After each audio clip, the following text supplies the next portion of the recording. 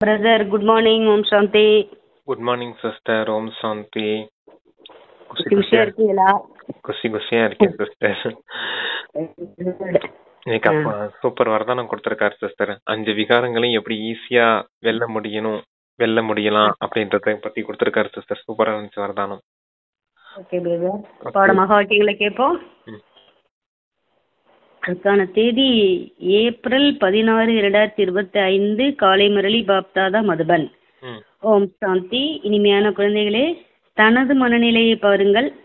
எனக்கு ஒரு பாபாவிடம் மட்டுமே ஈடுபாடு உள்ளதா அல்லது ஏதாவது கர்ம பந்தனங்களில் மனம் ஈடுபட்டு உள்ளதா அப்படின்னு அப்பா கேள்வி கேட்டு ஒரு தலைப்பு கொடுக்குறாங்க. உங்களுடைய மனநிலையை பாருங்க. தந்தை கிட்ட உங்களுடைய மனம் இணைஞ்சிருக்குதா இல்ல ஏதாவது கர்ம சம்பந்தங்கள்ல மனம் ஈடுபட்டிருக்குதான்னு பாத்துக்கோங்க அப்படின்னு சொல்லியிருக்காரு. Okay sister. பாபாவிடம் மட்டுமே. ஆமா. அப்பா கேள்வி கேட்கிறாங்க, தனக்கு நன்மை செய்வதற்காக எந்த 2 விஷயங்களின் கணக்கை தினந்தோறும் பார்க்க வேண்டும்? பதில், யோகம் மற்றும் நடத்தையின் கணக்கை தினந்தோறும் பாருங்கள், சோதித்துக் கொள்ளுங்கள். சேவைக்கு புறம்பாக எதுவும் செய்யவில்லையே. சதா தனது மனதை கேளுங்கள். நாம் எந்த அளவு பாபாவை நினைவு செய்கிறோம், தனது நேரத்தை எந்த விதமாய் பயனுள்ளதாக ஆக்குகிறோம், மற்றவர்களை பார்க்காமல் இருக்கிறோமா, யாருடைய பெயர் வடிவத்திலாவது மனம் ஈடுபடாமல் இருக்கிறதா அப்படின்னு பாத்துக்கோங்க. யோகம் மற்றும் நடத்தையில மிகவும் அந்த கணக்குல கவனம் கொடுக்கணும் அப்படின்னு சொல்ற. இந்த கர்ம கணக்குல கவனம் கொடுத்து நீங்க காரியம் செய்யணும். சேவையில ஏதாவது சேவைக்கு புறம்பான காரியம் செய்யறனா இல்ல மனம் தந்தையோடு ஈடுபட்டிருக்குதா இல்லாட்டினா அந்த நேரத்தை பயனுள்ளதா ஆக்கிக்கிட்டு இருக்கனா அப்படிங்கிற மாதிரிலாம் சோதனை பண்ணுங்க அப்படின்னு சொல்றாரு. அடுத்து என்ன சிஸ்டர் சொன்னாரு? ஆமா, பயனுள்ளதா ஆக்குறனா, மற்றவர்களை பார்க்காமல் இருக்கிறனா, யாருடைய பெயர் வடிவத்திலாவது ஈடுபடாமல் இருக்கிறதா, எந்த அளவு பாபாவை நேசிக்கிறேன் என்பதை உங்களை கேளுங்கள். ஆமா. ஓகே. சேவைக்கு புறம்பாக எதுவும் செய்யவில்லையே அப்படின்னு சதா தன்னை மனதை சோதிச்சுட்டே இருங்க அப்படின்னு சொல்லி அப்பதான். பாடல். முகத்தை பார்த்துக்கொள் மனிதா. ஓம் சாந்தி. இதை யார் சொன்னார்கள்? எல்லையற்ற தந்தை சொல்லியுள்ளார். பிராணி என்றால் ஆத்மா சொல்கிறார்கள் இல்லையா? ஆத்மா வெளியேறிவிட்டது அல்லது பிராணன் போய்விட்டது என்று இப்போது பாபா முன்னிலையில் வந்து புரிய வைக்கிறார். ஹே ஆத்மாக்களே, நினைவு செய்யுங்கள். இந்த ஜென்மத்தை மட்டும் பார்த்தால் போதாது. ஆனால் எப்போதிலிருந்து நீங்கள் சமூக பிரதானமாக ஆகியிருக்கிறீர்களோ, ஏணிப்படியில் இறங்கியே வந்து பதீதமாகி இருக்கிறீர்கள். ஆக நிச்சயமாக பாவம் செய்திருக்கிறீர்கள். இப்போது புரிந்து கொள்ள வேண்டிய விஷயம், எவ்வளவு ஜென்மாந்திரத்தின் பாவங்கள் தலை மீது ஏறி இருக்கிறது. இதை எப்படி அறிவது? தன்னைத்தான் பார்க்க வேண்டும். அந்த பாட்டுக்கு விளக்கத்தை இங்க கொண்டு வர்றாரு. தன்னைத்தான் முகத்தை பார்த்துக்கொள் மனிதான் சொன்னார் இல்லையா? அதுக்கு தன்னைத்தான் பார்க்க வேண்டும் அப்படின்னு சொல்றாரு. சொல்லுங்க பிரதர். பிராணி அப்படிங்கிறது ஆத்மாவை குறிக்கக்கூடியது. பிராணன்னா அங்க காத்து அப்படின்னு சொல்லிட்டாங்க. மூச்சு காத்து தான் பிராணன் அப்படின்னு சொல்லியிருக்காங்க. பிராணன் போயிடுச்சு அப்படின்னு சொல்றாங்க இல்லையா? அது போல சொல்றாரு. பிராணிங்கிறது இங்க ஆத்மா தான். இந்த ஒரு பிறவியின் விஷயத்த மட்டும் பார்க்க கூடாது, மொத்தமா 84 பிறவிகளையும் பார்க்கணும். அதுல 63 பிறவி பாவ கர்மங்கள் செய்தே வந்திருக்கீங்க. அதான் நம்ம எப்படி சத்துவ பிரதான சம பிரதானமா ஆகியிருக்கோம் அப்படிங்கிறது அந்த ஏணி படிச்சத்திரத்துல தெரியும் உங்களுக்கு. அப்ப அதை பார்த்துக்கணும், உங்க தலை மீது எவ்வளவு பாவம் இருக்குது அப்படின்னு. இப்ப அந்த பாவத்தெல்லாம் எரிக்கிறதுக்கான காரியம் செய்யுங்க. தந்தையின் நினைவுல ஈடுபாட்டுல இருக்கணும் அப்படிங்கிறதுக்காக சொல்ற. உங்களுடைய முகத்தை பார்த்துக்கோங்க அப்படின்னு. Okay sister. நம்மளுடைய முகத்தை எதுல பாக்கலாம் அப்படின்னா அந்த ஏணிப்படி சித்திரத்துல பாக்கலாமா? ஒரு படியா இறங்கிட்டு தானே வந்திருக்கோம். ஆமா. அப்படின்னு சிந்திச்சு பாருங்க அப்படின்னு சொல்லி சொல்றாரு. எவ்வளவு ஜென்மாந்தரத்தின் பாவங்கள் தலை மீது ஏறி இருக்குது. இதை எப்படி அறிவது? தன்னைத்தான் பார்க்க வேண்டும். நாம் எவ்வளவு நேரம் யோக நிலையில் இருக்கிறோம். பாபாவிடம் எந்த அளவு யோகம் நன்றாக ஈடுபடுகிறதோ அவ்வளவு விகர்மங்கள் விநாசமாகும். பாபா சொல்லி இருக்கிறார், என்னை நினைவு செய்வீர்களானால் நான் உறுதி தருகிறேன், உங்கள் விகர்மங்கள் விநாசமாகும். தந்தையே உறுதி தராரு. என்னது? என்னை நினைவு செய்யுங்க, உங்களுடைய விகர்மங்கள் விநாசமாயிடும் அப்படின்னு சொல்ற. Okay sister. எந்த அளவு நல்ல யோகம் யோகத்துல ஈடுபடுறோமோ அந்த அளவு விகர்மங்கள் நாசமாகும் அப்படின்னு நமக்கு வந்து நம்பிக்கை விட்டுறாரு. ஆமா நினைவை இங்க பறக்க விடாம ஒரு முகப்படுத்துங்க அப்படின்னு சொல்லி சமிக்கை கொடுக்கறாரு. நிச்சயமா ஆகும் அப்படின்னு வாக்குறுதி கொடுத்திருக்காரு. ஆமா. அப்பா சொல்றாங்க, தன்னுடைய மனதின் உள்ளே ஒவ்வொருவரும் பார்க்க வேண்டும், நமக்கு பாபாவிடம் எந்த அளவு யோகா நினைவு உள்ளது, எவ்வளவு நாம் யோகா வைக்கிறோமோ பவித்திரமாவோம், பாவங்கள் நீங்கிக் கொண்டே செல்லும், யோகா அதிகரித்து கொண்டே செல்லும். பவித்திரமாகவில்லை என்றால் யோகாவும் வராது. இது போலவும் அநேகர் உள்ளனர், நாள் முழுவதும் 15 நிமிடங்கள் கூட நினைவில் இருப்பதில்லை. தன்னைத்தான் கேட்டுக்கொள்ள வேண்டும், எனது மனம் சிவபாபாவிடம் உள்ளதா, தேகதாரியிடம் உள்ளதா, அல்லது செயல்கள் மற்றும் உறவினர்களிடம் உள்ளதா? யோகத்துல இருந்தாதான் பாவ கர்மங்கள் அழிஞ்சு தூய்மையாவீங்க. நீங்க தூய்மையானாதான் யோகமும் நல்லா வரும் அப்படின்னு சொல்றாரு பாருங்க. நீங்க தூய்மை ஆகலைன்னா யோகமும் கூட சரியா வராது. நீங்க எந்த அளவுக்கு தந்தை நினைவுல இருக்கீங்களா இல்ல மற்றபடி மற்ற விஷயங்கள் பின்னாடி மனம் புத்தி போய்கிட்டு இருக்குதான் அப்படின்றதையும் பார்த்துக்கோங்க அப்படின்னு சொல்றாரு. செயல்கள் பின்னாடி மற்ற இந்த உலகியல் காரியங்கள் பின்னாடி அதிகமா போகுதா, மனம் புத்தியில எப்பவும் அந்த தேகதாரிகளை நினைவு செய்துட்டு இருக்கீங்களா, தந்தை நினைவு செய்துட்டு இருக்கீங்களா, இல்ல வெளிப்புறமான அந்த கர்மா விஷயங்களே ஓடிக்கிட்டு இருக்குதா, இல்ல தந்தை சொல்லிக் கொடுக்கக்கூடிய ஞானத்தின் விஷயம் போய்கிட்டு இருக்குதா அப்படிங்கறதையும் நல்ல விதத்துல சோதனை செய்துக்கோங்க அப்படின்னு சொல்றாரு. Okay sister. அப்ப சொல்றாங்க, குழந்தைகளிடம்தான் மாயா புயல்களை கொண்டு வரும் இல்லையா, தாங்களே கூட புரிந்து கொள்ள முடியும் என்னுடைய மனநிலை எவ்வாறு உள்ளது, சிவபாபாவிடம் மனம் ஈடுபடுகிறதா அல்லது யாரிடம் தேகதாரியிடம் ஈடுபடுகிறதா, கர்ம சம்பந்திகள் முதலானவர்களிடம் உள்ளது என்றால் நம்மிடம் விகர்மங்கள் அதிகமாக உள்ளன என்று புரிந்து கொள்ள வேண்டும். அதான் விகர்மங்கள் நிறைய இருக்குது அப்படின்னா தேகதாரிகள் பக்கமே மனம் புத்தி போய்கிட்டு இருக்கும். அத நல்லா தெளிவா சொல்றாரு.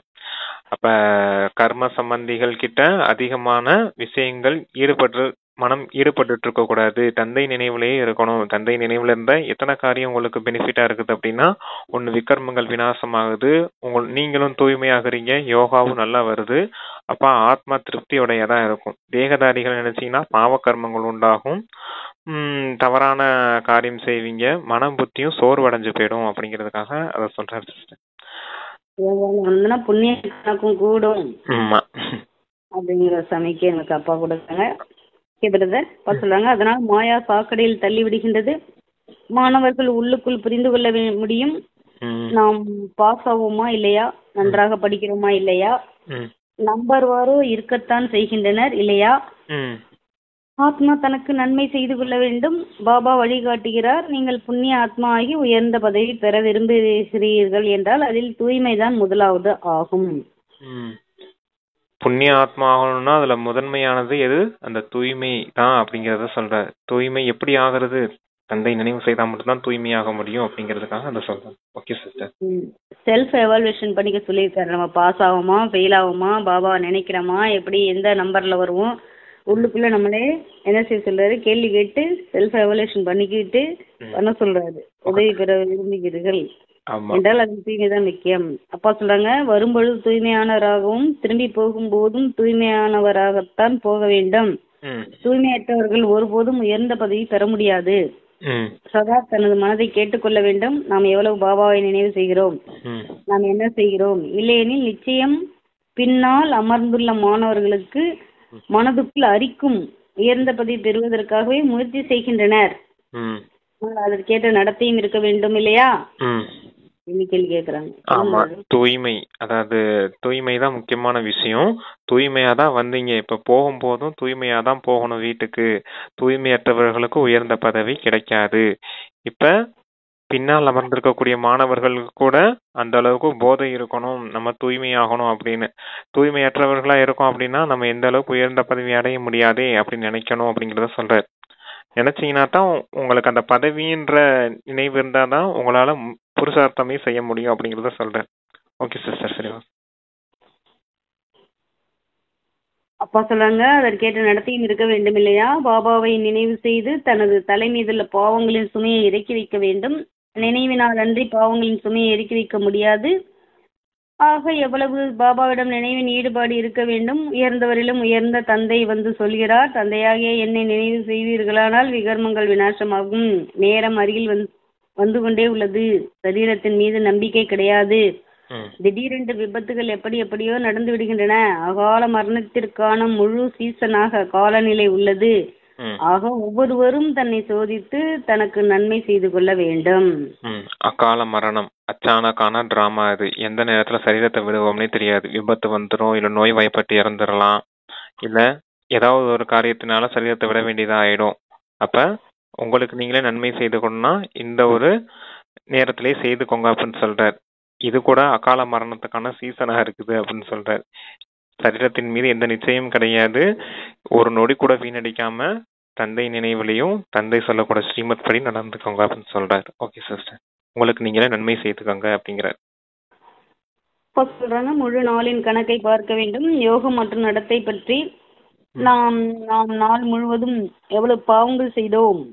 மனம் மற்றும் சொல்லில் முதலில் வருகின்றன, மனம் மற்றும் சொல்லில் பிறகு செயலில் வருகின்றன. இப்போது குழந்தைகளுக்கு சரியான புத்தி கிடைத்துள்ளது. அதாவது நாம் நல்ல காரியங்களை செய்ய வேண்டும். யாரையாவது ஏமாற்றாமல் இருந்தேனா, தவறான பொய் எதுவும் பேசாமல் இருந்தேனா, சேவைக்கு குந்தகம் செய்யாமல் இருந்தேனா, யாரேனும் யாருடைய பெயர் வடிவத்திலாவது சிக்கிக் கொள்கின்றனர் என்றால் எகிப்தியாவுக்கு நிந்தனை செய்கின்றனர் என்பது ஆகும். நான் இந்த மாதிரி காரியம் செய்துட்டு இருக்கேன், ஏமாற்றிட்டு இருக்கனா அப்படிங்கிறதையும், பொய் சொல்லிட்டு இருக்கனா, சேவைக்கு குந்தகம் செய்யும் மாதிரி ஏதாவது காரியம் செய்துட்டு இருக்கனா அப்படிங்கறதெல்லாம் சோதனை செய்துக்கோங்க.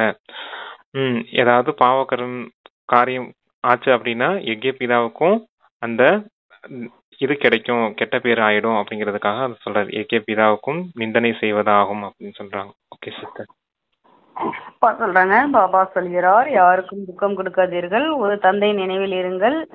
இந்த மிக பெரியதொரு கவலை கிடைத்துள்ளது. கவலை கிடைத்துள்ளதா? நாம் நினைவில் இருக்க முடிவதில்லை என்றால் என்ன கதி ஏற்படும்? நிச்சயமே கவனக்குறைவில் இருப்போமானால் பின்னால் மிகவும் வருந்த நேரிடும். இதையும் தெரிந்து கொண்டிருக்கிறீர்கள். அதாவது அந்த யோகத்துல இருக்கிறதுதான் உங்களுக்கு மிகப்பெரிய கவலை அப்படிங்கறத சொல்றாரு. நம்ம எந்த அளவுக்கு தந்தை நினைவுல இருக்கோம், நினைவுல இல்லாம போகுது அப்படிங்கிற இந்த கவலை உங்களுக்கு எப்பவுமே இருக்கணும் அப்படின்னு சொல்றாரு. ஏன்னா அப்பதான் தொடர்ச்சியா நினைவு செய்துகிட்டே இருக்க முடியும் உங்களால, விடாம துண்டிக்கப்படாத நினைவு அப்படின்னு சொல்றாரு, நிரந்தர நினைவு அப்படின்னு.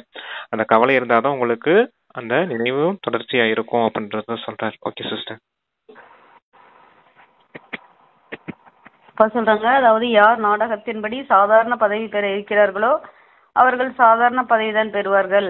புத்தி மூலம் புரிந்து கொள்ள முடியும் நாம் என்ன செய்ய வேண்டும் என்று. அனைவருக்கும் இதே மந்திரத்தை கொடுக்க வேண்டும். பாபாவை நினைவு செய்யுங்கள். லட்சியமோ குழந்தைகளுக்கு கிடைத்துள்ளது. இந்த விஷயங்களை உலகத்தினர் புரிந்து கொள்ள முடியாது. உலகத்தினர் இந்த விஷயத்த புரிஞ்சு கொள்ள முடியாது. நீங்க தந்தையின் நினைவு செய்யுங்க அப்படிங்கறத சொல்றேன். சொல்லி நீங்களும் நினைவு செய்யுங்க, மற்றவர்களும் நினைவு செய்ய வைங்க அப்படின்னு சொல்றாரு. அதுக்கு ஒரே ஒரு மந்திரம் தான் இருக்குது அப்படிங்கறதையும் சொல்லியிருக்காரு. ஓகே. முதலாவது முக்கிய விஷயமே பாபாவை நினைவு செய்வதற்கானதுதான். படைப்பவர் மற்றும் படைப்பின் ஞானமோ கிடைத்து விட்டது. தினந்தோறும் ஏதாவது புது புது பாயிண்ட்களும் புரிய வைப்பதற்காக தரப்படுகின்றன. எப்படி விராட ரூபத்தின் சித்திரம் உள்ளது, இதை பற்றி நீங்கள் புரிய வைக்க முடியும். இந்த ஏணிப்படி சித்திரத்தை முதல்ல சொன்னாரு, அந்த விராட ரூபத்தின் சித்திரத்தையும் சொல்றாரு. ரெண்டுமே ஒரே போலதான் இருக்கும். அது வர்ணத்தின் தர்மமா இருக்கும், வர்ணத்தின் விஷயமா இருக்கும், இது பிறவிகளின் விஷயமா இருக்கும். ரெண்டையும் பக்கத்து பக்கத்துல வச்சு சொன்னீங்கன்னா ஈஸியா புரிஞ்சுக்க முடியும் அப்படின்றதுக்காக சொல்றாரு சிஸ்டர். தெரியுமா? ஞானத்தின் கருத்துக்களை புத்தியில தாரணை செய்து நல்ல விதத்துல இந்த ரெண்டு சித்திரத்தை வச்சு புரிய வைக்கலாம் அப்படிங்கறத சொல்றாரு. Okay sister. விராட ரூபம் சொல்றாரு. ஏணிப்படி 84 பிறவிகள்ல எப்படி இறங்கி வரோம் அப்படிங்கிறது. அது வர்ணங்கள், பிராமணர்கள், சத்திரியர்கள், தேவதைகள், சத்திரியர்கள், வைசியர், சூதரர் அப்படி வரும் இல்லையா? இந்த வர்ணத்துல நம்ம இத்தனை பிறவி எடுக்கிறோம் அப்படின்னு ரெண்டு சித்திரத்தை வச்சு புரிய வச்சிடலாம் அப்படிங்கிறார். எப்படி வர்ணங்களில் வருகிறோம், இதுவும் ஏணிப்படியின் சித்திரத்திற்கு அருகில் வைப்பதற்கான சித்திரமாகும். நாள் முழுவதும் புத்தியில் இதே சிந்தனை இருக்க வேண்டும். யாருக்கு எப்படி புரிய வைப்பது? சேவை செய்வதன் மூலமும் பாபாவின் நினைவு இருக்கும். பாபாவின் நினைவினால் தான் விகர்மங்கள் விநாசமாகும். தனக்கும் நன்மை செய்து கொள்ள வேண்டும். பாபா புரிய வைத்துள்ளார், உங்கள் மீது 63 பிறவிகளின் பாவங்கள் உள்ளன. பாவங்கள் செய்தே சதோ பிரதானத்திலிருந்து தமோ பிரதானமாக ஆகிவிட்டீர்கள். இப்போது என்னுடையவர்களாக ஆகிவிட்ட பிறகு எந்த ஒரு பாவ கர்மமும் செய்யாதீர்கள். நீங்க 63 பிறவிகளின் பாவ கர்மங்கள் உங்களுக்கு இருக்குது. எப்படி சத்துவ பிரதானத்துல தமோ பிரதானம் ஆனீங்கன்னு தெரிஞ்சிருக்கீங்க. இப்ப என்னுடையவர் ஆனதுக்கு அப்புறம் எந்த ஒரு பாவ கர்மமும் செய்யக்கூடாது. ஒண்ணு, நீங்க பாவ கர்மம் செய்யாம இருக்கணும். இன்னொன்னு, தந்தை நினைவு செய்து ஏற்கனவே செய்த 63 பிறவிகளின் பாவ கணக்கையும் அழிக்கணும் அப்படிங்கறத 2 விதம் சொல்லியிருக்கார். கூடவே தந்தையின் யோகத்தின் மூலமா தந்தையின் தெய்வீக குணங்களை தாரணை செய்து வெளிப்படுத்தணும். வெளிப்படுத்துனீங்கன்னா பாவமும் செய்யாம இருப்பீங்க, புண்ணியத்தையும் கணக்கையும் சேமிப்பு செய்வீங்க அப்படின்னு சொல்லியிருக்காங்க. Okay sister. பொய், அசுரத்தன்மை, வீட்டில் கலகம் செய்வது, கேள்விப்பட்ட விஷயங்களில் நம்பிக்கை வைப்பது, இந்த தீய பழக்கங்கள் மிகவும் நஷ்டம் விளைவிப்பது ஆகும். பொய், இன்னொன்னு என்னது? அசுரத்தன்மை. பொய், அசுரத்தன்மை, அப்புறம் தகவல்கள், கலகம் செய்வது, வீட்டில் கலகம் செய்வது, அந்த கேள்விப்பட்ட விஷயங்களில் நம்பிக்கை வைப்பது. அதான் யாராவது பொய் சொல்றது. அசுரத்தன்மைனா முரட்டுத்தனமா நடக்கிறதா? எப்படினாலும் அசுர குணங்கள் 5 விகாரம். அது எது செய்தாலுமே. வீட்டில் கலகம் செய்வது, அதாவது லௌகீக வீட்டுல ஒண்ணுக்கு மாத்தி ஒண்ணு புரணி பேசிட்டு சொல்லிட்டு இருப்பாங்க இல்லையா? அது கேள்விப்பட்ட விஷயங்களில் நம்பிக்கை வைப்பது, அதாவது பல பேர் சொல்றத கேட்டு அதை நம்பிட்டு ஒருத்தவங்களை பத்தி ஒருத்தவங்க தப்பா சொல்லியிருப்பாங்க. அவங்களுக்கு எதுவும் அவங்கள பிடிக்காம இருக்கலாம். அத சொல்ற விஷயத்த போய் இவங்க நம்பிட்டு இருந்தாங்கன்னா அப்ப அவங்கள பார்க்கும் போதெல்லாம் இவங்க இப்படிப்பட்டவங்கன்ற எண்ணம் வந்துகிட்டே இருக்கும் இல்லையா? உண்மைய அறியாம பல பேர் சொல்ல கேள்விப்பட்டு அதுல நம்பிக்கை வச்சுட்டு அந்த அந்த விகார குணத்தை காட்டுறது. இந்த தீய பழக்கங்கள் மிகவும் நஷ்டம் விளைவிப்பது ஆகும். பாபாவிடம் தொடர்பு வைப்பதையே துண்டித்து விடும். ஆக எவ்வளவு பாவமாகிறது. அரசாங்கத்திற்கும் துரோகிகள் உள்ளனர். அரசாங்க விஷயங்களில் யாராவது விரோதிகளுக்கு சொல்லி மிகுந்த நஷ்டத்தை ஏற்படுத்தி விடுகின்றனர். ஆக பிறகு அவர்களுக்கு மிக கடுமையான தண்டனை கிடைக்கிறது. ஆக குழந்தைகளின் வாயிலிருந்து சதா ஞான ரத்தினங்கள் வெளிப்பட வேண்டும். தலைகீழான விஷயங்களை யாரிடமிருந்தும் கேட்க கூடாது. ஞான விஷயங்களையே பேச வேண்டும். நீங்கள் எப்படி பாபாவிடம் யோகா வைக்கிறீர்கள், எப்படி யாருக்காவது புரிய வைக்கிறீர்கள், நாள் முழுவதும் இதே சிந்தனை ஓடிக்கொண்டிருக்க வேண்டும். சிந்தனை நல்லா அட்டி விட்டுருக்காரு. ஆமா, டெண்டர் இருக்கும் போது கூட அந்த அரசாங்கத்துல எல்லாம் அதாவது பிஏ போய் மாத்தி மாத்தி சொல்லி விட்டாங்க அப்படின்னாக்க யாருக்கு சாதகமா டெண்டர் போய் சேரணுமோ அந்த மாதிரி அரசாங்கத்துக்கு மறைமுகமா இருக்க வேண்டியவங்க எல்லாம் அதை வெளிப்படையா கூட்டிட்டு வந்து அது தவறான காரியம் செய்துட்டாங்க அப்படின்னா அவங்களுக்கு மிகப்பெரிய தண்டனை கிடைக்கும். அதே போலதான் இங்கேயும் இருக்கக்கூடிய விஷயங்களை தவறுதலா மற்ற இடத்துல போய் சொல்லக்கூடாது அப்படிங்கிறத சொல்றாரு. அப்ப தர்மராஜ்புரியிலையும் தண்டனை கிடைக்கிறது மாதிரி காரியங்கள் செய்தீங்கன்னா அப்படின்னு சொல்லியிருக்காரு. Okay sister. சொல்லாம இருக்கிறதுக்கு என்ன செய்யணும்னா வாயிலிருந்து சதா ஞான ரத்தினங்கள் மட்டுமே வெளிப்பட்டுக்கிட்டே இருந்துச்சுன்னா நம்ம அந்த மாதிரி விஷயங்களை பேச மாட்டோம் அப்படின்னு நம்மளே நம்ம உறுதிப்படுத்திக்கலாம். அதை சொல்றாருங்க. சொல்றாங்க, சித்திரங்களின் முன்னால் போய் அமர்ந்து கொள்ள வேண்டும். உங்களுடைய புத்தியிலோ ஞானம் உள்ளது இல்லையா? பக்தி மார்க்கத்திலோ அநேக விதமான சித்திரங்களை பூஜித்து கொண்டே இருக்கின்றனர். எதையும் அறிந்து கொள்ளவில்லை. குருட்டு நம்பிக்கை, உருவ வழிபாடு விஷயங்களுக்கு பாரதம் பெயர் பெற்றது. இப்போது நீங்கள் இந்த விஷயங்களை புரிய வைப்பதற்கு எவ்வளவு முயற்சி செய்கிறீர்கள். கண்காட்சிக்கு எவ்வளவு மனிதர்கள் வருகின்றனர். சித்திரங்கள், அதான் சித்திரங்களை வச்சு நீங்க யோகாவும் செய்யலாம். சித்திரங்கள் முன்னாடி போய் அமர்ந்து நீங்க யோகாவும் செய்யலாம். மற்றவர்களுக்கு இதை எப்படி புரிய வைக்கலாம் அப்படிங்கிற அந்த சிந்தனையும் செய்யலாம் அப்படிங்கறத சொல்றாரு. இந்த பாரதவாசிகள் எவ்வளவு மோசமானவர்களா இருக்காங்க அப்படின்னு சொல்றாரு. அதாவது புத்தினால புரிஞ்சுக்க முடியாதவர்களா இருக்காங்க. சித்திரங்கள் எல்லாம் வச்சிருக்காங்க. ஆனா அதுல இருக்கக்கூடிய சித்திரங்களினுடைய அவர்களுடைய வாழ்க்கை வரலாறோ அதனுடைய உண்மையான ரகசியங்களோ யாருக்கும் தெரியாது. நீங்க தான் அதெல்லாம் புரிய வச்சாகணும் அப்படிங்கறத சொல்றாரு. Okay sister. பாரதத்துல தான் குருட்டு நம்பிக்கை நிறைய இருக்கு. சூரியனை போய் கடவுளா வணங்குறது, அது பண்றது, தண்ணி ஊத்துறது, சூரியனுக்கு ஊத்துறது, அது மாதிரி குருட்டு நம்பிக்கை. அதே போல உருவ வழிபாடு, இதுல இருந்து பாரதம் பெயர் பெற்றதுன்னு சொல்லிட்டாரு. இப்ப உங்களுக்கு ஞானம் இருக்கு, அதை பயன்படுத்தி யோகா பண்ணுங்க. ஒழுங்கா போய் உட்காந்து யோகா பண்ணுங்கன்றாரு. ஆமா, யோகா வரலன்னா ரொம்ப ஈஸியான வழி என்னன்னா அந்த சித்திரங்கள் முன்னாடி அமர்ந்துக்கோங்க. இல்ல சித்திரத்தை மனம் புத்தினால சிந்தனை செய்துட்டு இருந்தீங்கன்னா அதுவுமே யோகா கணக்குல வரும் அப்படிங்கறத சொல்றாரு. சரிங்க. கண்காட்சிகளில் பல மனிதர்கள் வருகின்றனர். பலவிதமானவர்கள் உள்ளனர். சிலரோ இவை பார்ப்பதற்கும் புரிந்து கொள்வதற்கும் ஏற்றவை என புரிந்து கொள்கின்றனர். பார்ப்போம் என நினைத்து வருகின்றனர். பிறகு சென்டர் பக்கம் வருவதே இல்லை. நாளுக்கு நாள் உலகத்தின் நிலைமையும் கெட்டுக்கொண்டே போகிறது. சண்டைகள் அதிகம். வெளிநாடுகளில் என்னென்ன நடந்து கொண்டிருக்கிறது கேட்கவே வேண்டாம். எவ்வளவு மனிதர்கள் இறந்து போகின்றனர். தமோ பிரதான உலகம் இல்லையா? வெடிகுண்டுகளை தயாரிக்க கூடாது என சொல்லத்தான் செய்கின்றனர். ஆனால் அவர்கள் சொல்கின்றனர், உங்களிடம் ஏராளமாக வைத்து கொண்டிருக்கும் போது நாங்கள் ஏன் தயாரிக்க கூடாது? உங்களிடம் ஏராளமாக நீங்க நிறைய வச்சுக்கும் போது நாங்க ஏன் தயாரிக்க கூடாதுன்னு கேக்குறாங்க. ஆமா, அணுகுண்டெல்லாம் நாங்க செய்யக்கூடாது, நீங்க ஏன் சொல்றீங்க? நீங்க நிறைய வச்சிருக்கீங்க, அப்ப நாங்க மட்டும் செய்யக்கூடாதா என்ன? நாங்க என்ன கடைசி வரைக்கும் உங்களுக்கு அடிமையாவே இருக்கணுமா? அப்படிங்கறது மாதிரி கேக்குறாங்க. அப்படிங்கறத சொல்றேன். சித்திரங்களை நீங்க கண்காட்சியில நல்ல விதத்துல புரிய வைக்கிறீங்க அப்படின்னாலும் நன்றாக இருக்குது, பார்க்கலாம் வாரோம்னு சொல்லிட்டு போவாங்க. ஆனா சென்டர் பக்கமே வரதில்லை அப்படின்னு சொல்றாரு. அதான் விநாசம் எதிரிலேயே இருக்குது அப்படிங்கிற விஷயத்தையும் புரிஞ்சுக்கிறது இல்ல அப்படிங்கறது சொல்லியிருக்காங்க. Okay sister. எல்லாம் பார்த்துட்டு நல்லா இருக்குன்ட்டு போறாங்களே தவிர புரிஞ்சுக்கிற மாட்டாங்க. இத வச்சு நம்ம என்ன செய்யணும் அப்படிங்கறது வந்து அவங்களுக்கு எப்படி புரிஞ்சுக்கிறது அவங்களுக்கு ரொம்ப சிரமமா இருக்கு. அவ்வளவு ரிஸ்க் எடுக்கணும் அப்படின்னு சொல்லிட்டு ஓடியே போயிடுறாங்க. ஆமா. ஓகே. அப்பா சொல்றாங்க, நாங்கள் ஏன் தயாரிக்க கூடாது? இல்லை என்றால் அடிமையாகி இருக்க நேரிடும். எந்த வழிமுறை வெளிப்பட்டாலும் அது விநாசத்திற்காகத்தான். எந்த வழிமுறையில் வெளிப்பட்டாலும் விநாசத்திற்காக விநாசமாக நடந்தேயாக வேண்டும். சங்கர் இதை தூண்டுவதாக சொல்கின்றனர். ஆனால் இதில் பிரேரணை, தூண்டுதல் முதலியவற்றின் விஷயமே கிடையாது. நாமோ டிராமாவின் படி நடித்துக் கொண்டுள்ளோம். மாயா மிகவும் வேகமானது. நம்முடைய குழந்தைகளையும் கூட விகாரங்களில் வீழ்த்தி விடுகிறது.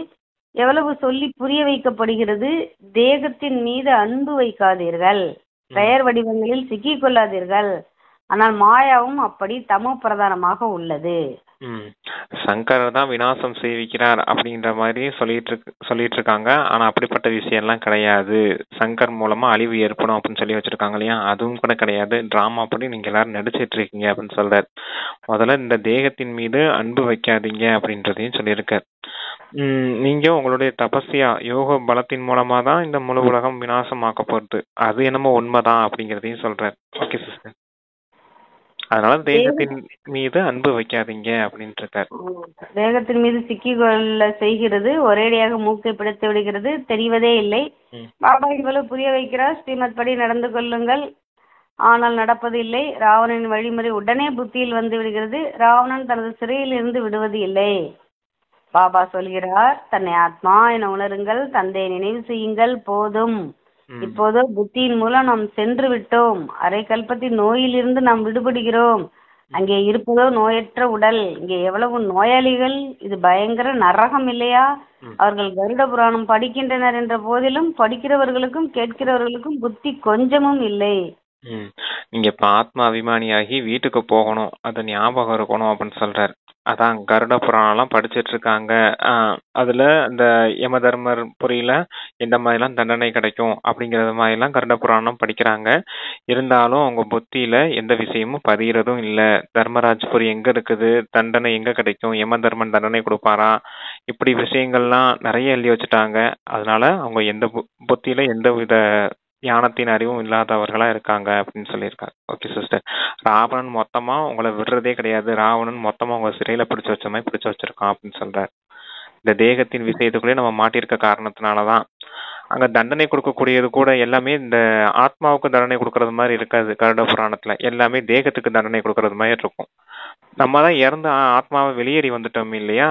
அப்புறம் எப்படி தேகம் வந்துச்சு, தேகத்துக்கு எப்படி தண்டனை கொடுப்பாங்க யம தர்மபுரியில? அதான் கருட புராணத்துல அந்த மாதிரி எழுதி வச்சிருக்காங்க. அதான் எந்த விஷயத்தையும் புரிஞ்சுக்கிறது இல்லை அப்படின்னு சொல்லியிருக்காங்க. Okay sister. உண்மையிலே இப்ப ஞானத்தெல்லாம் படிச்சு அந்த கருட புராணத்தை எடுத்து அந்த கருட புராண கதையெல்லாம் கேட்டோம்னா ரொம்ப சிரிப்பா இருக்கும். இதெல்லாமா நம்பிட்டு வந்திருக்கோம் அப்படின்னு நமக்கு. சரிங்க சிஸ்டர். சரி, கருட புராணம் உழுந்து படிச்ச நம்ம தானே. ஆமா, கருட புராணமா சொல்லியிருக்கா அப்படின்னா அதுல உள்ள அர்த்தம் வந்து நமக்கு இல்ல. தண்டனைகள் கூட அங்க தேகத்துக்கு கொடுக்கறது மாதிரி இருக்கும். நம்ம தான் தேகத்தை விட்டுட்டே வெளியே வந்துட்டோம் இல்லையா? அங்க அந்த கருட புராணத்துல எழுதின தண்டனைகள் பூராமே இந்த தேகத்தை உன்னை தூக்கி என்ன சட்டியில போட்டு வறுப்பாங்க அப்படின்னா நம்ம ஆத்மா எப்படி வறுக்க முடியும்? சூட்சும சரீரம் இருந்தாலும் எப்படி போட்டு வறுக்க முடியும்? இந்த உடலுக்கான தண்டனையாவே சொல்லியிருப்பாங்க. ஊசி வச்சு குத்துவாங்க. ஊசி வச்சு எதுல குத்துவாங்க? தேகத்துல குத்துவாங்களா இல்ல ஆத்மால எங்கிட்டு குத்துறது? அதுலயும் சொல்லியிருக்காங்க, ஆத்மா வெட்ட முடியாது, கொலை செய்ய முடியாது, எரிக்க முடியாது அப்படின்னு.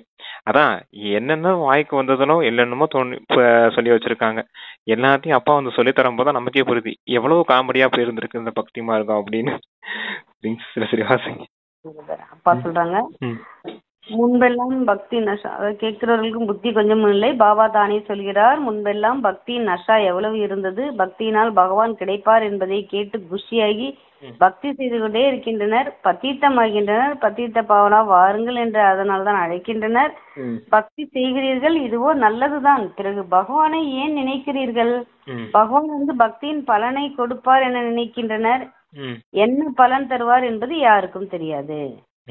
பக்தியின் பலன் ஞானம் மட்டுமே அப்படின்னு சொல்லுவார் பாபா. அதான் பக்தியின் பலன் என்ன கொடுப்பாருன்னு யாருக்கும் தெரியாது. ஆனா பக்தியை மட்டும் விழுந்து விழுந்து செய்யறாங்க. பக்தி செய்தா பகவான் கிடைப்பார் அப்படின்னு இருக்கார். ஆனா உண்மையே நம்மளும் 63 பிறவி பக்தி செய்ததுனால பகவான் இப்ப கிடைச்சிருக்காரு. பகவான் கிடைச்சிருக்காரு அப்படின்னாலும் பக்தியின் பலனான ஞானம் மட்டுமே கொடுக்கிறார். ஆனா முயற்சி நீங்க தான் செய்யணும் அப்படின்னு சொல்லுவார். Okay sister. டெக்னிக்கு வழி தெரியாமலே பக்தி செஞ்சு பகவான் நம்ம கண்ணு முன்னாடியே வருவாரு, வெள்ளை குதிரையில வருவாரு அப்படி எல்லாம் நம்பிட்டு இருந்த நம்ம தானே. இப்போ வந்து பகவான் எப்படி வருவாரு அப்படிங்கறது வந்து இப்ப அப்பா தெளிய வைக்கிறாரு. என்ன பலன் தருவார் என்பது யாருக்கும் தெரியாது. பாபா சொல்கிறார், கீதை படிப்பவர்களுக்குத்தான் புரிய வைக்க வேண்டும். அவர்கள் தான் நம்முடைய தர்மத்தை சேர்ந்தவர்கள். முதல் முக்கிய விஷயமே கீதையின் பகவான் வாக்கு. இப்போது கீதையின் பகவான் யார்? பகவான் பற்றிய அறிமுகமோ வேண்டும் இல்லையா? உங்களுக்கு தெரிந்து விட்டது. ஆத்மா என்பது என்ன, பரமாத்மா யார்? மனிதர்கள் ஞான விஷயங்கள் பற்றி எவ்வளவு பயந்து கொள்கின்றனர், பக்தி எவ்வளவு பிடித்து இருக்கிறது, ஞானத்திலிருந்து 3 காத தூரம் ஓடுகின்றனர். அத பாவனமாவதோ நல்லது. இப்போது பாவன உலகத்தின் ஸ்தாபனை, பத்தீத்த உலகத்தின் விநாசம் ஏற்பட வேண்டும். ஆனால் முற்றிலும் கேட்பதே இல்லை. நீங்க ஞானத்துக்கு வந்தீங்கன்னா தூய்மையா இருக்கும்னு சொன்னோடனே அவ்வளவுதான் 3 அடி தூரம் ஓடி போயிடுறாங்க அப்படின்னு சொல்றாரு. பக்திக்கும் ஞானத்துக்கும் அவ்வளவு வித்தியாசம் இருக்குது அப்படின்னு பயந்து போயிடுறாங்க அப்படின்னு சொல்றாரு. Okay sister. அதான் ரொம்பவும் ஸ்ரீமத்லாம் ஃபாலோ பண்ணல, எங்களால் நடக்க முடியாது, நாங்கள் பக்தி மார்க்கத்துல இருந்துக்கிறோம் அப்படின்னு கேட்க வர்றதும் கிடையாது, தந்தை கருகாமையில வர்றதும் கிடையாது அப்படிங்கிறத சொல்றாரு. Okay sister.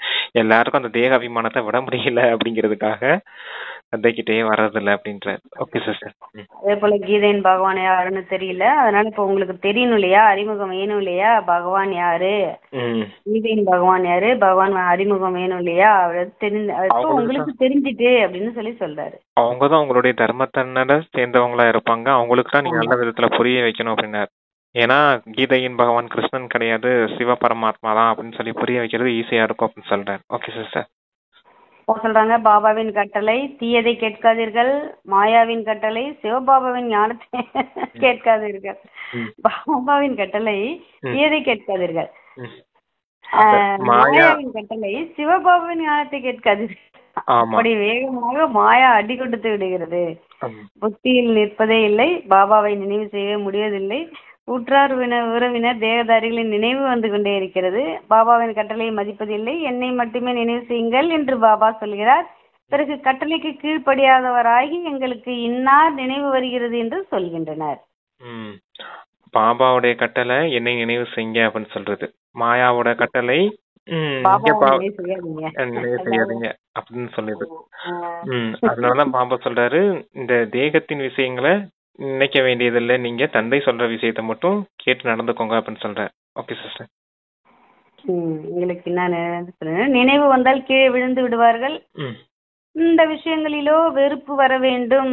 இது முற்றிலும் மோசமான உலகம், நமக்காகவோ புதிய உலகம் உருவாகி கொண்டிருக்கிறது. குழந்தைகளாகி உங்களுக்கு பாபாவின் மற்றும் சிருஷ்டி சக்கரத்தின் அறிமுகம் கிடைத்துள்ளது என்றால் அந்த படிப்பிலேயே ஈடுபட்டு விட வேண்டும். பாபா சொல்கிறார், தனக்குள் பாருங்கள். நாரதரின் உதாரணமும் உள்ளது இல்லையா? ஆக பாபாவும் சொல்கிறார், தன்னை பாருங்கள். நாம் பாபாவை நினைவு செய்கிறோமா? நினைவினால்தான் பாவங்கள் பஸ்பமாகும். எந்த ஒரு நினைவிலும் சிவபாபா ஏன் நினைவு செய்ய வேண்டும்? வேறு யாரிடமும் அன்பு வைக்க கூடாது. நாரதருடைய உதாரணம் கொடுக்கப்பட்டிருக்கு. ஏன்னா நாரதர் தான் லட்சுமியை திருமணம் செய்துக்கிறதுக்காக போவார். போகும்போது கூடவே நாராயணனை அழைச்சிட்டு போவார். ஆனா லட்சுமி வந்து நாரதர் கழுத்துல மாலை போட மாட்டாங்க, நாராயணன் கழுத்துல தான் மாலை போடுவாங்க. இதனாலதான் உங்க முகத்தை நீங்களே பார்த்துக்கோங்க அப்படின்னு சொல்லுவார். லட்சுமியை திருமணம் செய்துக்கணும்னு ஆசைப்படுறீங்க அப்படின்னா அதுக்கேற்ற லட்சணங்கள் உங்களுக்கு வேணும் இல்லையா? லட்சணம் இல்லாம லட்சுமியை திருமணம் செய்துக்க முடியாது, அந்த லட்சியத்தை அடைய முடியாது அப்படின்னு சொல்லுவார். நாரதருக்கு அந்த லட்சணம் இல்லை, அதனாலதான் லட்சுமி அவங்களுக்கு மாலையை போடல அப்படிங்கறத சொல்றாரு. அப்ப லட்சுமியை திருமணம் செய்துக்கிற அளவுக்கு உங்களுக்கு லட்சணங்கள் வேணும் அப்படிங்கறத உங்க முகத்தை நீங்களே பார்த்துக்கோங்க அப்படின்னு சொல்றாரு. எல்லாமே அந்த பாடல் சாங்க வச்சே வந்திருக்குது சிஸ்டர். ஓகே, சரிங்க சார். பஸ்மமாகும்னு சொல்றாரு. எந்த ஒரு நிலையிலும் செவ்வாவை தான் நினைக்க வேண்டும் நினைக்கணும்னு சொல்றாரு. யாருக்கிட்டையும் அன்பு வைக்க கூடாது அப்படின்னு சொல்றாரு. ஆமா, ஓகே சிஸ்டர். கடைசியில் சிவபாபாவின் நினைவு இருக்க வேண்டும். அப்போது உயிர் உடலை விட்டு பிரிய வேண்டும். சிவபாபாவின் நினைவும் இருக்க வேண்டும். சிவதரிசன சக்கரத்தின் ஞானமும் இருக்க வேண்டும். சிவதரிசன சக்கரதாரி யார் என்பதும் யாருக்கும் தெரியாது. பிராமணர்களுக்கும் இந்த ஞானத்தை யார் கொடுத்தார்? பிராமணர்களை இந்த சிவதர்சன சக்கரதாரியாக யார் ஆக்குகிறார்? பரம்பிதா பரமாத்மாவாகிய பிந்துவாகிய சிவபாபா. அப்போது அவரும் கூட சிவதர்சன சக்கரதாரியா? ஆம், முதலில் அவர்தான். இல்லை என்றால் பிராமணர்களாகிய நம்மை அதுபோல் யார் ஆக்குவார்? அதாவது சுயதர்சன சக்கரதாரி ஃபர்ஸ்ட் யார் அப்படின்னு கேக்குறாரு. சிவபாபா தான் முதல்ல சுயதர்சன சக்கரதாரி. ஏன்னா அவருக்குள்ளதான் அந்த சுயதர்சன சக்கரத்தினுடைய ஞானம் இருக்குது. அவர் சொல்லித்தரும் போதுதான் நம்மளும் பிராமணர்களாகிய நாமளும் புரிஞ்சுக்கிறோம். அவர் சுயதர்சன சக்கரதாரியா இருக்காரு. அதன் மூலமா அந்த ஞானத்தை நம்ம கொடுக்கறதுனால நாமளும் சுயதர்சன சக்கரதாரியா ஆகிறோம் அப்படிங்கறத சொல்லியிருக்காங்க. Okay sister. ஆனா ஃபர்ஸ்ட் அவர் தான் சுயதர்சன சக்கரதாரி. அவருக்குள்ளதான் ஞானம் இருக்குது. நாம எல்லாம் பிறவி சக்கரத்துல வந்ததுனால மறந்து போயிட்டோம். அவர் ஒருத்தர் தான் மறக்காம இருக்காரு அப்படிங்கிறதுக்காக அதை சொல்லியிருக்காங்க. ஒவ்வொரு நாளைக்குமே நமக்கு ஒரு ஒரு சக்கரம் இருக்குமா. அந்த சக்கரத்தை ஃபுல்லா நம்ம இறைவனோட நினைவுல கழிக்கிறோமா என்னன்னா அதை நம்ம செக் பண்ணணுமா. அதுல நம்ம பாக்கி வச்சிருந்தோம்னா இப்ப அந்த சக்கரத்தை ஒரு நாள் அந்த நாளையோட சக்கரத்துல 24 மணி நேரத்துல நம்ம ஒரு 3/4 பகுதி தான் வந்திருக்கோம்னு வச்சுக்கலாம். அந்த 1/4 பகுதி இருக்கு இல்லையா, அது அப்படியே நமக்கு தேங்கி இருக்கும். அதே போல ஒரு நாளும் அந்தந்த சக்கரத்துல லாஸ்டா நம்மளுடைய பாபா நினைவு இந்த தேங்கி இருக்கிறது எல்லாம் அந்த லாஸ்ட்ல அந்த லாஸ்ட் நாள் சக்கரத்தை நினைக்க விடாம நிக்கல விழுந்துருவோங்கிற மாதிரி சொல்லியிருந்தாங்க. அதான் ஒவ்வொரு ஞானத்திலயுமே அந்த சக்கரம் இருக்கும்னா இப்ப ஞானம் பக்தி வைராகியம்னு சொல்லுவாரு. ஒவ்வொரு நாளுக்கும் ஒவ்வொரு 24 ஹவர்ஸுக்கும் நமக்கு ஒரு சக்கரம் இருக்குமா. அதெல்லாம் சேர்ந்ததான் நமக்கு சிவதர்சன சக்கரம் அப்படிங்கிற மாதிரி சொல்லியிருந்தாங்களா? ஓகே. அப்ப நம்ம ஒரு நாள் இப்ப பாக்கி வச்சுட்டே வரோம்ல. 24 மணி நேரத்துல 8 மணி நேரமா 10 மணி நேரமா நினைக்க வேண்டியதுக்கு இப்ப நம்ம 6 மணி நேரம் தான் நினைச்சிருக்கோம், பாக்கி 4 மணி நேரம். அது அந்த அக்யூமுலேட் ஆகிற மாதிரி ஆயிட்டே லாஸ்ட் நாள்ல நம்ம செஞ்சிருவோம் போது லாஸ்ட் நாள்ல முழு சக்கரத்துக்குரிய 24 மணி நேரம் சேர்ந்து போச்சுன்னா அந்த முழு நாளும் நமக்கு அப்படியே வேஸ்டா போயிடுதுல்ல பிரதர். அதனாலதான் லாஸ்ட்ல வரோம், லாஸ்ட் நாள் படிச்சுப்போம், லாஸ்ட்ல பாஸ் ஆயிடுவோம் அப்படின்னு நினைக்க முடியாது. அன்னன்னைக்கு சக்கரத்தை அன்னன்னைக்கு நம்ம முடிச்சிடணும் அப்படின்னு சொல்லி. அது போல 8 மணி நேரம் நினைவு செய்யறதும் நல்ல குவாலிட்டியான நினைவா இருக்கணும் சிஸ்டர். ஏதோ பேருக்கு நினைக்கவும் கூடாது, அதுவும் இருக்குது இல்லையா. அப்பா 8 மணி நேரம் நினைக்கும் சொல்லிருக்காருன்னா குறைஞ்சதுலயும் குறைஞ்சது உங்களால 2.5 மணி நேரம் நினைவு செய்யறது, தொடர்ச்சியா தந்தை நினைவுல இருக்கதே பெரிய கஷ்டம் அப்படின்னு தான் முன்னில சொல்லியிருக்காரு. அதனால நினைவு செய்யணும்னா உட்காந்துலாம் நினைவு செஞ்சோம்னா உட்காந்துலாம் நம்ம நினைவு செய்ய முடியாது. நமக்கு பிளஸ் பாயிண்ட் நல்ல கிஃப்ட் என்னன்னா கர்மயோகி அப்பா கொடுத்ததுதான் ஒவ்வொரு விஷயத்துலயும். ஆமா, நம்ம நல்ல இப்ப துணி தேய்ச்சி நல்லா நம்ம துவைக்கும் போது கூட அங்க பாரு ஆத்மால இருக்க கரை படிக்கிற மாதிரி இந்த துணியில இருக்க கரை எல்லாம் போயிட்டு இருக்கு. அது அப்பா நினைவால ஆத்மா கரை போகுது. அந்த மாதிரி நம்ம கம்பேர் பண்ணி நம்ம செய்யும் போதுதான் நமக்கு கர்மயோகி இருக்கும் போதுதான் நமக்கு 8 மணி நேரம் அக்யூமுலேட் ஆகும், அக்கௌண்ட் ஆகும். இல்லைன்னா வர்றது ரொம்ப சிரமம். என்ன 8 மணி நேரம் நினைவு செய்தாலும் நம்மளால முழுசா 8 மணி நேரம் நினைவு செய்ய முடியலேன்னு வருத்தப்பட வேண்டியதில்ல. 2 மணி நேரம் நினைவு செய்யறதே மிகவும் கடினம் அப்படின்லாம் பிரம்மா பாபாவே சொல்லியிருக்காரு. அந்த அளவுக்கு நீங்க சார்ட் ஒழுங்கா வச்சீங்கன்னா தெரியும் அப்படின்னு சொல்லியிருக்காரு. ஓகே சிஸ்டர், அதையும் ஞாபகம் வச்சுக்கணும். ஓகே, அடுத்த சொல்றாங்க படைப்பு முழுவதின் முதல் இடைக்கடை பற்றிய ஞானம் அவரிடம் உள்ளது. உங்களுடைய ஆத்மாவும் ஞானம் உள்ளதாக ஆகிறது. அவரும் ஆத்மா பக்தி மார்க்கத்தில் விஷ்ணுவை சக்கரதாரி ஆக்கியிருக்கிறார்கள். பரமாத்மா திரிகால திருஷி, திரிமூர்த்தி, திரிநேத்ரி என்பதாக நாம் சொல்கிறோம். அவர் நம்மை சுயதர்சன சக்கரதாரி ஆக்குகிறார். விஷ்ணுவ சுயதர்சன சக்கரதாரியா காமிச்சிட்டாங்க பக்தி மார்க்கத்துல. ஆனா சிவனை என்ன சொல்லிட்டாங்க? திரிகால தரிசி, திரிமூர்த்தி, திரிகால ஞானி அப்படிலாம் சொல்லியிருக்காங்க. திரிநேத்ரி. திரிகால தரிசினா 3 காலத்தை பற்றிய சிருஷ்டியை பற்றிய ஞானம் உள்ளது. திரிமூர்த்தி பிரம்மா விஷ்ணு சிவன் அந்த படைப்பு இது. திரிநேத்ரினா இந்த ஆத்மா சேர்ந்து அந்த 3வது கண், 3வது ஞானத்தின் கண். அதான் திரிகால ஞானி, 3 காலத்தையும் அறிந்தவர் அப்படிங்கிறதுக்காக திரிகால ஞானி. ஓகே சிஸ்டர், எடுத்துக்கலாம். அப்புறம் இதெல்லாம் சிவனுக்குரிய மகிமையா இருக்குது அப்படின்னு சொல்றாரு. இதெல்லாம் பக்தி மார்க்கத்துல சொல்லியிருக்காங்க. இப்ப தந்தை வந்து உங்களுக்கு இந்த 3 விதமான காலத்தையும் சொல்லித்தரார் அப்படின்றதையும் சொல்லியிருக்காரு. உங்களை திரிநேத்திரி ஆக்கியிருக்காரு, திரிமூர்த்தி ஆக்கியிருக்காரு, திரிகாலதர்சியா மாத்திருக்கேன் அப்படிங்கிறதையும் சொல்லியிருக்காரு. சுயதர்சன சக்கரத்தை கொடுத்து. Okay sister. அப்பா சொல்றாங்க, அவர் நம்மை சுயதர்சன சக்கரதாரி ஆக்குகிறார். அவரும் கூட அவசியம் மனித சரீரத்தில் வந்துதான் சொல்வார். படைப்பினுடைய முதலிடை கடை பற்றிய ஞானத்தை நிச்சயமாக படைப்பவர் தான் சொல்வார் இல்லையா? படைப்பவர் பற்றிய யாருக்கும் தெரியாது எனும்போது படைப்பினை பற்றிய ஞானம் எங்கிருந்து கிடைக்கும்? இப்போது நீங்கள் புரிந்து கொண்டு இருக்கிறீர்கள். சிவபாபா தான் சுயதர்சன சக்கரதாரி, ஞான கடலாக இருப்பவர். நாம் எப்படி 84 பிறவிகளின் சக்கரத்தில் வருகிறோம் என்பது பற்றி அவர் அறிவார். அவர் தாமே புனர்ஜென்மம் எடுப்பது இல்லை, அவரிடம் ஞானம் உள்ளது, அதை நமக்கு சொல்கிறார். அவர் பிறப்பிறப்பு சக்கரத்துல வரதில்லை, அதனால பிரம்மாவுடைய உடலை ஆதாரம் எடுத்து நமக்கு இந்த ஞானத்தை சொல்றாரு அப்படின்னு சொல்றாரு. நம்ம பிறப்பிறப்பு சக்கரத்துல வாரோம், அதனால ஞானத்தை மறந்துட்டோம் அப்படிங்கறதையும் சொல்லியிருக்காரு. Okay sister. அவரை தான் சுயதர்சன சக்கரதாரி, ஞான கடல்னு சொல்ல முடியும். அவர் வந்து நமக்கு பாடம் சொல்லி தரதுனால நம்ம மாணவர்களாகி அவர்கிட்ட இருக்க விஷயத்தெல்லாம் நம்மளும் இப்ப கத்துக்கிறோம் அப்படின்னு சொல்றாங்க. ஓகே, அதை நமக்கு சொல்கிறார். ஆக முதலிலோ சிவபாபா சுயதர்சன சக்கரதாரியாக இருக்கிறார். சிவபாபா தான் நம்மை சுயதர்சன சக்கரதாரி ஆக்குகிறார், பாவனமாக்குகிறார். ஏனென்றால் பத்தித்த பாவனர் அவர்தான், படைப்பவரும் அவர்தான். தந்தை குழந்தைகளின் வாழ்க்கை பற்றி அறிவார் இல்லையா? சிவபாபா பிரம்மா மூலமாக ஸ்தாபனை செய்விக்கிறார். செய்பவர் செய்விப்பவர் இல்லையா? நீங்களும் கற்றுக்கொள்ளுங்கள், மற்றவர்களுக்கு கற்றுக் கொடுங்கள். நீங்களும் கத்துக்கோங்க, மற்றவர்களையும் கற்றுக் கொடுங்கள் அப்படின்னு சொல்லியிருக்காரு. நீங்களும் படிங்க, மற்றவர்களையும் படிக்க வைங்க. நீங்களும் நினைவு செய்யுங்க, மற்றவர்களையும் நினைவு செய்ய வைங்க அப்படின்னு சொல்லுவார். அதான் சொல்லியிருக்காரு. Okay sister. பாபா பிரம்மா மூலமா நமக்கு கொடுக்கிறாரு. ஓகே, குழந்தைகளின் வாழ்க்கை பற்றி அறிவார் இல்லையா? Okay brother. அப்பா சொல்றாங்க, மற்றவர்களுக்கு கற்றுக் கொடுங்கள். பாபா கற்றுத் தருகிறார், பிறகு மற்றவர்களுக்கும் கற்றுக் கொடுங்கள் என்று சொல்கிறார். ஆக சிவபாபா தான் உங்களை சுயதர்சன சக்கரதாரி ஆக்குகிறார். அவர் சொல்கிறார், எனக்கு சிருஷ்டி சக்கரத்தின் ஞானம் உள்ளது, அதனால்தான் அதை சொல்கிறேன். ஆக 84 பிறவிகளை எப்படி எடுக்கிறீர்கள்? இந்த 84 பிறவிகளின் கதை புத்தியில் இருக்க வேண்டும். இது புத்தியில் இருந்தால் கூட சக்கரவர்த்தி ராஜா ஆக முடியும். இது ஞானம். மற்றபடி தந்தையின் நினைவினால் தான் பாவங்கள் நீங்கும். முழு நாளின் கணக்கை வெளிப்படுத்துங்கள். நினைவே செய்யவில்லை என்றால் என்ன கணக்கை வெளிக்கொண்டு வருவீர்கள்? நாள் முழுவதும் என்னென்ன செய்தோம், இதுவோ நினைவிருக்கிறது இல்லையா? இப்படியும் மனிதர்கள் உள்ளனர். தங்களின் அன்றாட கணக்கை நினைத்து பார்க்கின்றனர். எத்தனை சாஸ்திரங்கள் படித்தோம், எத்தனை புண்ணியம் செய்தோம். நீங்களோ சொல்வீர்கள், எவ்வளவு நேரம் நினைவு செய்தோம், எவ்வளவு குஷியோடு வந்து பாபாவின் அறிமுகம் கொடுத்தோம் என்று. 84 பிறவிகள் அப்படிங்கிறது வந்து சுயதர்சன சக்கரம்ங்கிறது வெறும் ஞானம் மட்டும்தான். ஆனா ஆத்மான்னு வந்து பரமாத்மா தந்தை நினைவு செய்யறது யோகம். யோகத்துல இருந்தாதான் விகர்மங்கள் விநாசமாகும். எந்த அளவுக்கு தந்தை நினைவுல ஈடுபாட்டோட இருந்தோம் அப்படிங்கிறதையும் கணக்கு வைக்கணும் அப்படிங்கிறதையும் சொல்றாரு.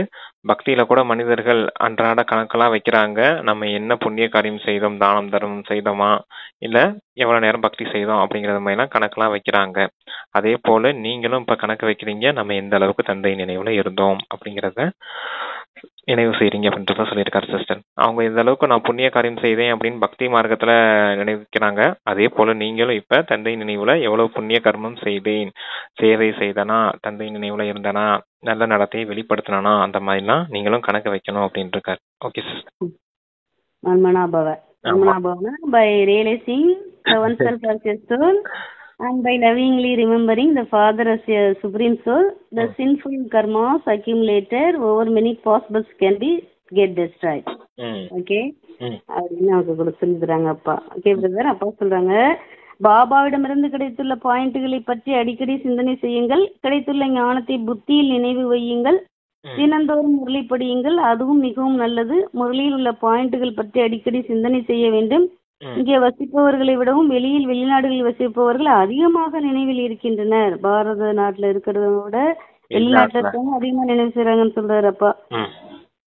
எத்தனை மாதர்கள் பந்தனத்தில் உள்ளனர். பாபாவை அவர்கள் ஒருபோதும் பார்த்தது கூட இல்லை. ஆனால் எவ்வளவு நினைவு செய்கின்றனர். நஷா போதை அதிகமாகின்றது. வீட்டில் அமர்ந்தவரை சாட்சாத்காரமாகின்றது. அல்லது சிரமமின்றி கேட்டே நிச்சயம் ஏற்பட்டு விடுகிறது. ஆமா, ஞானத்தின் கருத்துக்களை நீங்க நல்ல விதத்துல தாரணை செய்யணும். நல்ல பாயிண்ட்ஸ் எல்லாம் தாரணை செய்து சிந்தனை செய்துகிட்டே இருக்கணும் அப்படின்னு சொல்றாரு. தந்தைய நினைவு செய்யறதுல பாரதவாசிகளோட வெளிநாட்டுல இருக்கவங்க டபுள் ஃபாரினர்ஸ் நல்ல விதத்துல நினைவு செய்யறாங்க. பந்தனத்துல இருக்க தாய்மார்கள் கூட நல்ல விதத்துல நினைவு செய்யறாங்க. அவங்களுடைய புண்ணிய கணக்கா அவங்க உருவாக்கிக்கிறாங்க அப்படின்னு சொல்லியிருக்காரு. ஏன் அப்படின்னா அவங்களுக்கு தூரத்துல இருந்தாலும் தந்தைய பார்த்ததே கிடையாது. இருந்தாலும் அவங்களுக்கு முரளி ஈஸியா கிடைக்கிறதுனால அந்த முரளியை கேட்டே படிச்சே அவங்களுக்கு நல்ல விதத்துல நிச்சயம் ஏற்பட்டு விடுது. இல்ல வீட்டுல அமர்ந்தபடியே அவங்களுக்கு சாட்சாத்காரம் கூட கிடைக்குது. நல்ல விதத்துல பக்தி செய்திருந்தாங்கன்னா தந்தையின் சாட்சாத்காரம் கூட கிடைக்குது அப்படிங்கறத சொல்லியிருக்காரு. Okay sister. அப்பா சொல்றாங்க, ஆக பாபா சொல்கிறார், உள்ளுக்குள் தன்னை சோதித்துக் கொண்டே இருங்கள். நாம் எந்த அளவு உயர்ந்த பதவி பெறுவோம், நம்முடைய நடத்தை எவ்வாறு உள்ளது, ஏதாவது உணவு பானத்தின் பேராசையோ இல்லையே, எந்த ஒரு பழக்கமும் இருக்கக்கூடாது. முக்கியமான விஷயம் கலப்படம் இல்லாத ஒரு நினைவில் இருக்க வேண்டும். மனதை கேளுங்கள், நாம் யாரை நினைவு செய்கிறோம், எவ்வளவு சமயம் மற்றவர்களை நினைவு செய்கிறோம். ஞானத்தையும் தாரணை செய்ய வேண்டும், பாவங்களும் நீங்க வேண்டும். ஒரு சிலரோ அப்படிப்பட்ட பாவங்கள் செய்துள்ளனர், கேட்கவே வேண்டாம். பகவான் சொல்கிறார் இதை செய்யுங்கள் என்று. ஆனால் வெளி விஷயங்களில் வசமாகியுள்ளோம், அதாவது மாயா வசமாக ஆகியிருக்கிறோம் என சொல்லி விடுகின்றனர். நல்லது, மாயாவின் வசமாவே இருங்கள். ஆனால் நீங்கள் ஸ்ரீமத் படி நடக்க வேண்டும், அல்லது தன்னுடைய வழிப்படி நடக்க வேண்டும், பார்க்க வேண்டும். இந்த நிலைமையில் நாம் எதுவரை பாஸ் ஆவோம், என்ன பதவி பெறுவோம், 21 பிறவிகளுக்கான நஷ்டம் ஏற்பட்டுவிடும். எப்போது கர்மாதீத்த நிலை ஆகிவிடுகிறதோ பிறகு தேக அபிமானத்தின் பெயர் இருக்காது. அதனால்தான் சொல்லப்படுகிறது ஆத்ம அபிமானி ஆகுங்கள். அச்சா, ஓம் சாந்தி.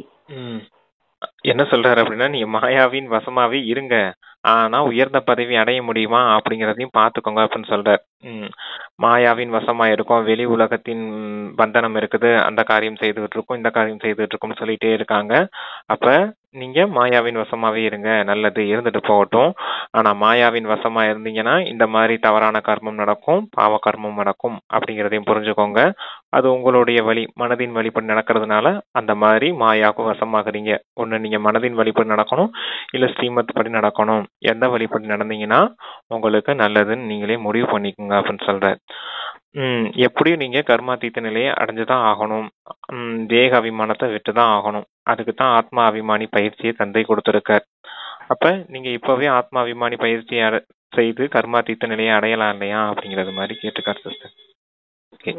கர்மாதீத்த நிலைக்கு அருகில இருக்கமா அப்படிங்கறதுக்கு ஒரு சின்ன டெஸ்ட்னா, கர்ம இந்திரியங்கள் அனைத்தும் ஆத்மாவின் கட்டுப்பாட்டின் கீழ் இயங்கும் அப்படின்னு சொல்லியிருக்காரு அப்பா முரளியில. கர்மாதீத்த நிலையில இருக்கும்போது அனைத்து கர்ம இந்திரியங்களும் ஆத்மாவின் கட்டுப்பாட்டுல தான் இருக்கும். ஆமா. இப்ப எந்தெந்த கர்ம இந்திரியங்கள் நமக்கு ஆத்மா கட்டுப்பாடு அப்படின்னு சொல்லி நம்மளே செக் பண்ணிக்கணும். ஆமா, அதனாலதான் சுயராஜ்ய அதிகாரி பிராக்டிஸ் பண்ணணும்னு சொல்றது. சுயராஜ்ய அதிகாரி பிராக்டிஸ் பண்ணீங்கன்னா எல்லா கர்ம இந்திரியங்களும் கண்ட்ரோல்ல இருக்கும். Okay sister. பிரதர், இனிமையிலும் இனிமையான தேடி கண்டெடுக்கப்பட்ட செல்ல குழந்தைகளுக்கு தாயும் தந்தையுமான பாப்தாதாவின் அன்பு நினைவுகள் மற்றும் காலை வணக்கம். ஆன்மீக குழந்தைகளுக்கு ஆன்மீக தந்தையின் நமஸ்தே. தாரணைக்கான முக்கிய சாரம், அதுல ஃபர்ஸ்ட் பாயிண்ட், யக்ய பிதாவின் பெயர் கெட்டு போகிற மாதிரி எந்த ஒரு காரியத்தையும் செய்துவிடக் கூடாது. பாபாவிடம் கிடைத்துள்ள சரியான புத்தி மூலம் நல்ல கர்மங்களை செய்ய வேண்டும். யாருக்கும் துக்கம் கொடுக்க கூடாது. யக்ய பிதாவுக்கு நிந்தனை ஏற்படுறது மாதிரி எந்த ஒரு காரியமும் செய்யக்கூடாது. உங்களுக்கு தந்தை கொடுத்த ஞானத்தின் மூலமா நல்ல புத்தி கிடைச்சிருக்குது. நல்ல புத்தியின் மூலமா நல்ல கர்மா செய்யணும், யாருக்கும் துக்கம் கொடுக்க கூடாது அப்படின்னு சொல்லியிருக்காரு. ரெண்டாவது பாயிண்ட், ஒருவர் மற்றவரிடமிருந்து வேண்டாத தலைகீழான தகவல்களை எதையும் கேட்க கூடாது. தங்களுக்குள் ஞான விஷயங்களை மட்டுமே பேசிக்கொள்ள வேண்டும். பொய், அசுரத்தன்மை, வீட்டை 2 படச் செய்யும் பேச்சுக்கள், இவை அனைத்தையும் விட்டுவிட்டு வாயின் மூலம் சதா ஞான ரத்தினங்களையே வெளிப்படுத்த வேண்டும். தீய விஷயங்களை கேட்கவும் கூடாது, சொல்லவும் கூடாது. வேண்டாத தகவல் ஏதோ வந்துச்சுன்னா கூட அத மறந்துடணும். தீயதை கேட்க கூடாது, தீயதை பேசவும் கூடாது. வாயில் மூலமா ஞான ரத்தினங்கள் மட்டுமே வெளிப்படணும் அப்படின்னு சொல்லியிருக்கு. பொய் பேசக்கூடாது, ஏமாற்றக்கூடாது, அப்புறமேலு அசுரத்தன்மையை வெளிப்படுத்தக்கூடாது, வீடு 2 படும் ஆகும் மாதிரி காரியங்கள் செய்யக்கூடாது அப்படின்னு சொல்லியிருக்காங்க. Okay sister. அப்பா வரதானம் கொடுக்குறாங்க.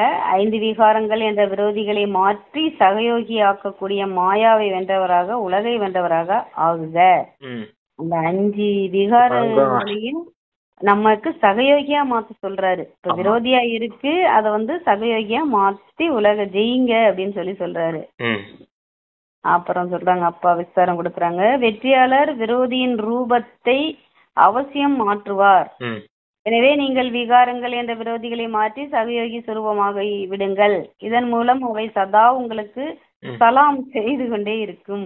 காம விகாரத்தை சுய விருப்பத்தின் ரூபத்தில், கோபத்தை ஆன்மீக மகிழ்ச்சியின் ரூபத்தில், பேராசை பற்றற்ற உள்ளுணர்வின் ரூபத்தில், மோகத்தை அன்பின் ரூபத்தில் மற்றும் தேக அபிமானத்தை சுய அபிமானத்தின் ரூபத்தில் மாற்றி விடுவீர்களானால் மாயாவை வென்றவராக உலகை வென்றவராக ஆகிவிடுவீர்கள்.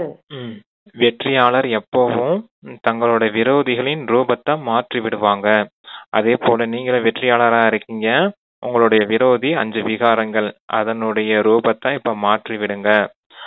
அந்த விரோதிகளை சகயோகிகளா மாத்திடுங்க அப்படின்னு சொல்றாரு. சகயோகி சொரூபமா மாத்திடுங்க. அப்ப அந்த விகாரங்கள் உங்களுக்கு சலாம் செய்து கொண்டே இருக்கும் அப்படின்னு சொல்லியிருக்காரு. நீங்க மாலிக்காயிடுவீங்க, அது உங்களுக்கு அடிமை ஆயிடும். இப்ப நீங்க எப்படி இருக்கீங்க? அது எஜமானனா இருக்கு, நீங்க அடிமையா இருக்கீங்க. நீங்க அத சகயோகியா மாத்திட்டீங்க அப்படின்னா அது உங்களுக்கு அடிமை ஆயிடும் அப்படிங்கறது மாதிரி சொல்ற. அதுக்குதான் காம விகாரம் வருது அப்படின்னா முதல்ல எண்ணத்துல வருது. இப்ப காம விகாரம் எண்ணத்துல வருதுன்னா அதை சுப விருப்பமா மாத்துங்க. சுப பாவனை, சுப காமனை அது உடையதா மாத்துங்க. மனதுல ஏதாவது காம விகாரத்தின் எண்ணம் வந்துச்சுன்னா அந்த ஆத்மாவுக்கும் நன்மை ஏற்படட்டும் அப்படிங்கிற அந்த மனசா சேவை செய்தீங்க அப்படின்னா அந்த காம விகாரம் துண்டிக்கப்படும் அப்படின்றத சொல்றாரு. கோபம் அப்படிங்கிறத ஆன்மீக மகிழ்ச்சியின் ரூபமா மாத்துங்க.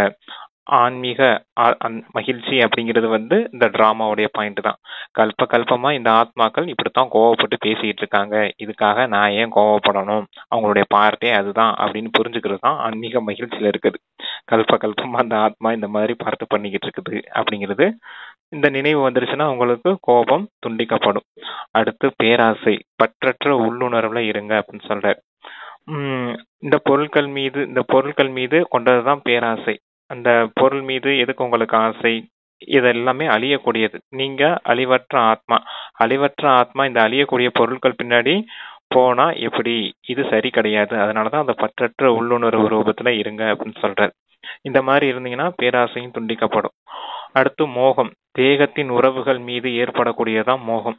தேகம் உறவுகளும் அழியக்கூடியதுதான்.